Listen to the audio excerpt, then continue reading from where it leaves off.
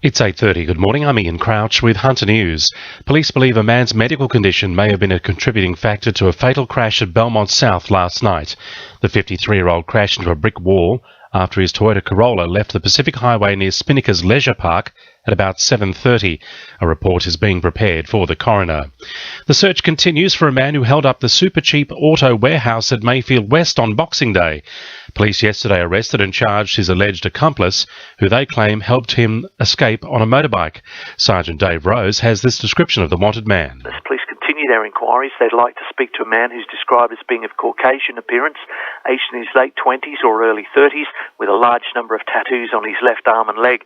Now, it's alleged the offence occurred on Boxing Day. It's believed there may have been a large number of witnesses in the area at the time, and any witnesses who have not yet spoken to police are urged to come forward and contact Crime Stoppers.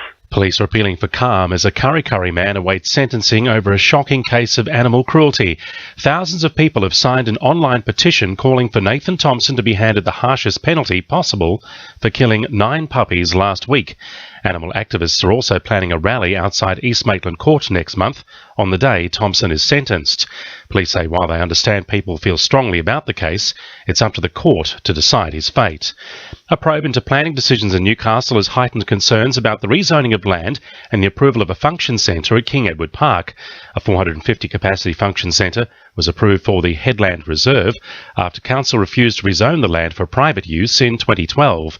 Kim Ostinger from the Friends of King Edward Park says the issue has significance for the entire state. Makes the Crown Lands Act up for grabs for any kind of commercial gain. It's an important issue, not just on whether it's going to be a function centre or a public bar or a cultural place. It's a very important state issue. It's been revealed a Sydney-based salsa dancer has put her hat in the ring for the seat of Newcastle at the state election on Saturday week. Jasmine Addison, who's competed at 3 World Salsa Championships, is running for the No Land Tax Party, which also has a topless model as one of its candidates. The Micro Party is running in all lower house seats, as well as standing 16 candidates in the upper house, where it's been allocated the Group A box on the ballot paper, prompting concerns it could lead to the same chaos as the federal Senate. And motorists are being advised to plan for minor delays this week as a series of maintenance upgrades gets underway from this morning to prevent a case of Stockton Bridge falling down. Work will roll out from 7 a.m. through to 5 p.m. today until Friday to reinforce a number of bridge piers in need of repair.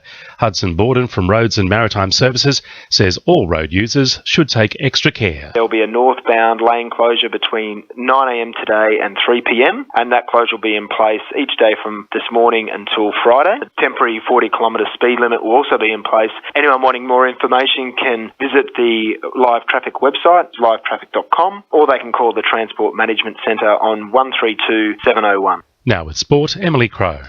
Jets young gun Andrew Houle is set to take the international stage after being named in the Olyroos side for the Asian Football Federation's Under-23 qualifying tournament on March 27.